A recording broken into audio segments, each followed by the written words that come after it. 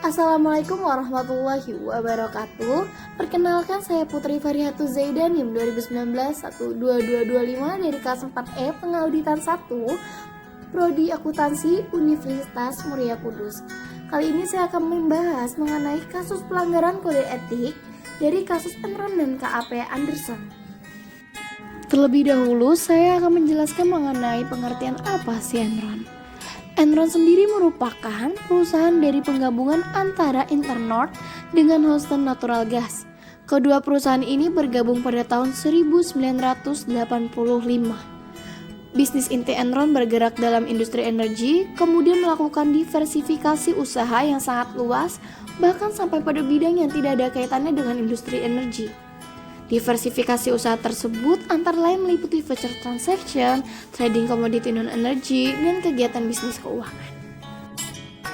Kasus Enron mulai terungkap pada bulan Desember tahun 2001 dan kemudian pada tahun 2002 berimplikasi sangat luas terhadap pasar keuangan global yang ditandai dengan menurunnya harga saham secara drastis di berbagai bursa efek di belahan dunia, mulai dari Amerika, Eropa, bahkan sampai ke Asia.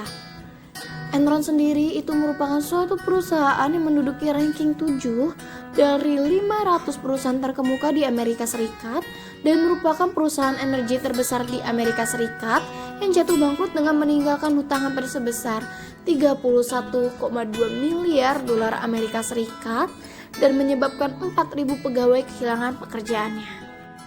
KAP Arthur Andersen, salah satu firma akuntansi terbesar di Amerika Serikat yang berdiri sejak tahun 1913, kantor akuntan publik yang termasuk dalam The Big Four, lalu pecah menjadi The Big Five sejak pemisahan bisnis jasa atestasi.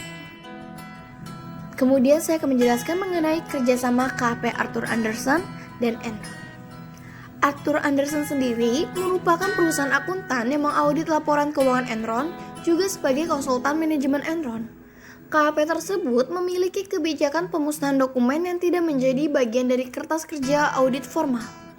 Di sini, saya akan memberikan beberapa poin-poin penting mengenai kerjasama antar KAP Arthur Andersen dan Enron. Yang pertama ada Board of Directors yang terdiri dari Dewan Direktur, Direktur Eksekutif, dan Direktur Non-Eksekutif. Mereka membiarkan kegiatan-kegiatan bisnis tertentu mengandung unsur konflik kepentingan dan mengizinkan terjadinya transaksi-transaksi berdasarkan informasi yang hanya bisa diakses oleh pihak dalam perusahaannya saja, termasuk praktek akuntansi dan bisnis tidak sehat sebelum hal tersebut terungkap kepada publik. Enron sendiri merupakan salah satu perusahaan besar pertama yang melakukan outsourcing secara total atas fungsi internal audit perusahaan.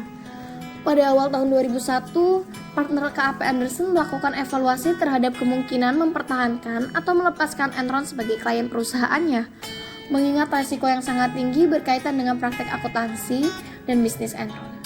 Dari hasil evaluasi, diputuskan untuk tetap mempertahankan Enron sebagai klien KAP Andersen.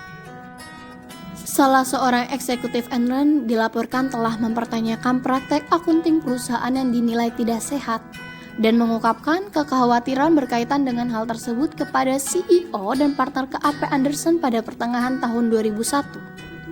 CEO Enron menugaskan penasihat hukum perusahaan untuk melakukan investigasi atas kekhawatiran tersebut, tetapi tidak memperkenankan penasihat hukum untuk mempertanyakan pertimbangan yang melatar belakangi akuntansi yang dipersoalkan.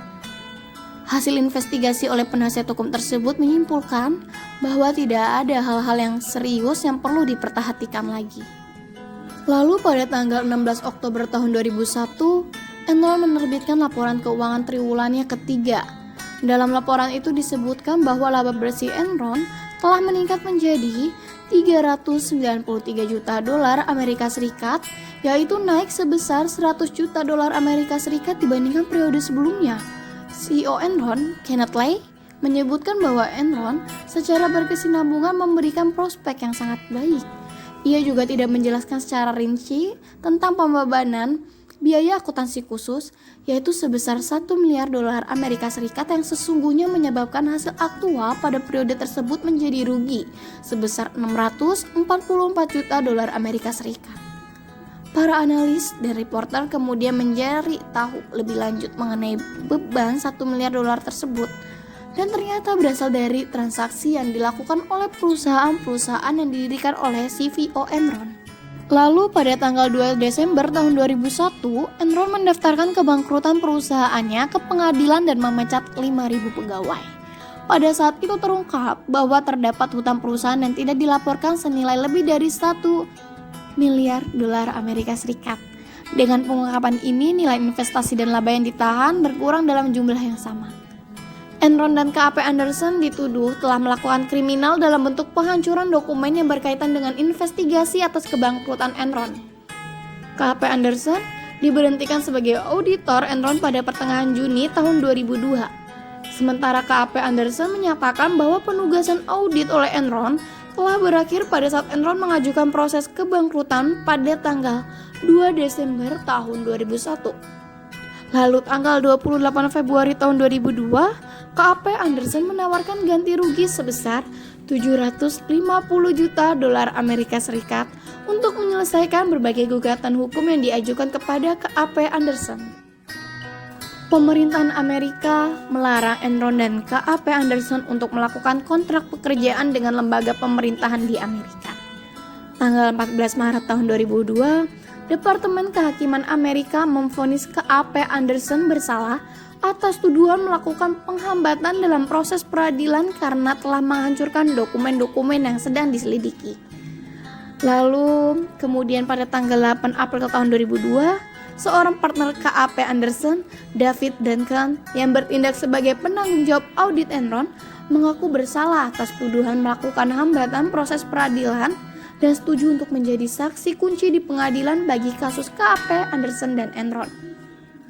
Tanggal 15 Juni tahun 2002, juri federal di Houston menyatakan KAP Anderson bersalah telah melakukan hambatan terhadap proses peradilan. Menurut teori Freud, ada 3 komponen utama yang menyebabkan orang melakukan kecurangan, manipulasi, dan korupsi, yaitu opportunity, pressure, dan rationalization. Ketiga hal tersebut akan dapat dihindari melalui peningkatan moral, akhlak, etika, perilaku, dan lain sebagainya. Karena kita meyakini bahwa tindakan yang bermoral akan memberikan implikasi terhadap kepercayaan publik. Praktik bisnis Enron yang menjadikannya bangkrut dan hancur serta berimplikasi negatif bagi banyak pihak. Pihak yang dirugikan dari kasus ini tidak hanya investor Enron saja, tetapi terutama karyawan Enron yang menginvestasikan dana pensiunnya dalam saham perusahaan serta investor di pasar modal pada umumnya. Miliaran dolar kekayaan investor terhapus seketika dengan meluncurnya harga saham berbagai perusahaan di bursa efek. Jika dilihat dari agensi teori, Anderson sebagai KAP telah mencederai kepercayaan dari pihak stockholder atau prinsipal untuk memberikan suatu fairness information mengenai pertanggungjawaban dari pihak agent dalam mengembang amanah dari prinsipal. Pihak agen dalam hal ini manajemen Enron telah bertindak secara rasional untuk kepentingan dirinya dengan melupakan norma dan etika bisnis yang sehat. Lalu apa yang dituai oleh Enron dan KAP Anderson dari sebuah ketidakjujuran, kebohongan, atau dari praktik bisnis yang tidak etis? Adalah hutang dan sebuah kehancuran yang menyisakan penderitaan bagi banyak pihak di samping proses peradilan dan tuntutan hukum. Di sini saya dapat menyimpulkan bahwa Enron dan KAP Arthur Anderson sudah melanggar kode etik yang seharusnya menjadi pedoman dalam melaksanakan tugasnya dan bukan untuk dilanggar. Yang menyebabkan kebangkrutan dan keterpurukan pada perusahaan Enron adalah editor dan Arthur Anderson yang merupakan kantor akuntan Enron. Keduanya telah bekerja sama dalam memanipulasi laporan keuangan sehingga merugikan berbagai pihak, baik pihak eksternal seperti para pemegang saham dan pihak internal yang berasal dari dalam perusahaan Enron. Enron telah melanggar etika dalam bisnis dengan tindakan melakukan manipulasi guna menarik investor. Sedangkan Arthur Anderson yang bertindak sebagai auditor pun telah melanggar etika profesinya sebagai seorang akuntan. Arthur Anderson telah melakukan kerjasama dalam memanipulasi laporan keuangan Enron. Hal ini jelas bahwa Arthur Anderson tidak bersikap independen sebagaimana yang seharusnya sebagai seorang akuntan. Sekian penjelasan saya mengenai kasus pelanggaran kode etik kasus Enron dan KAP Anderson. Mohon maaf jika banyak kesalahan kata. Wassalamualaikum warahmatullahi wabarakatuh.